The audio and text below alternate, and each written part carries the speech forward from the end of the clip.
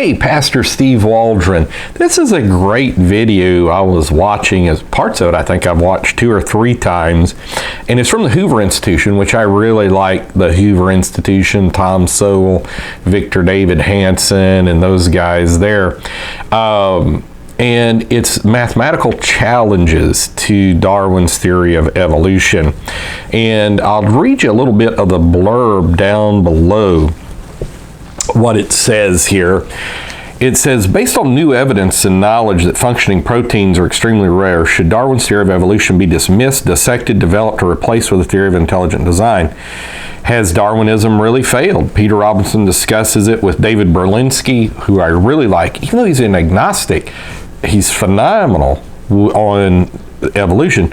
David Gelernter and Stephen Meyer, who have raised doubts about Darwin's theory in their 2 books and essays respectively, The Deniable Darwin, Darwin's Doubt, and Giving Up Darwin, published in the Claremont Review of Books. So Robinson asked them to convince him that the term species has not been defined by the authors to Darwin's disadvantage. And it goes on.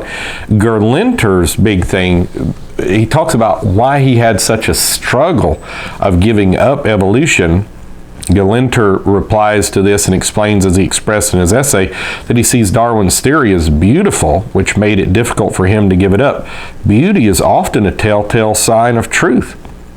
Beauty is our guide to the intellectual universe, walking beside us through the uncharted wilderness, pointing us in the right direction, keeping us on track most of the time.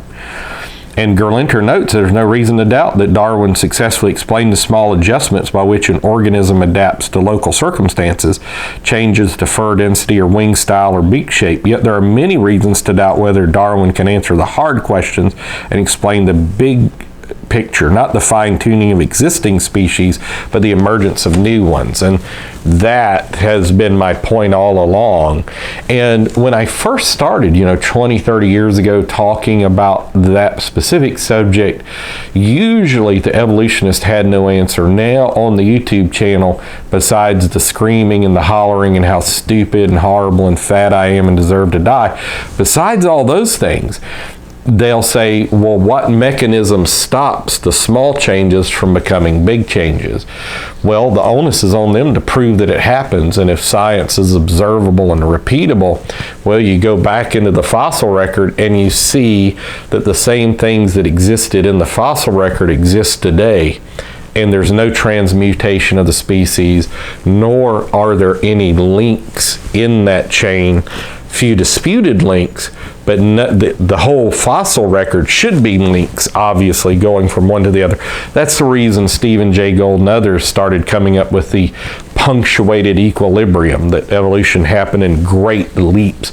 And some evolutionists are now saying it's embryology that happens in the embryo, and great leaps happen there, but to many evolutionists that sounds far too much like creation. So instead of the yelling and the screaming, getting mad, and as a Christian I may realize there's a spiritual dimension there causing those reactions. Pray, think about the evidence. Okay, even if you don't pray, think about the evidence. It's like that guy, Whittaker Chambers, who left communism back years ago, that, he said he was looking at his son's ear. He was an atheist, and he realized that couldn't have evolved, that whole dynamic. And it's just really true, even if you go through the ear and the sound waves and what it takes for the brain and biology. Just couldn't, and a partial ear is not going to be functional for anything, so how's it going to be passed down to the next generation? It just doesn't make any sense at all. So God bless you. This is an excellent video, Mathematical Challenges to Darwin's Theory of Evolution. Hope you'll watch it. So God bless you. Talk with you later in Jesus' name.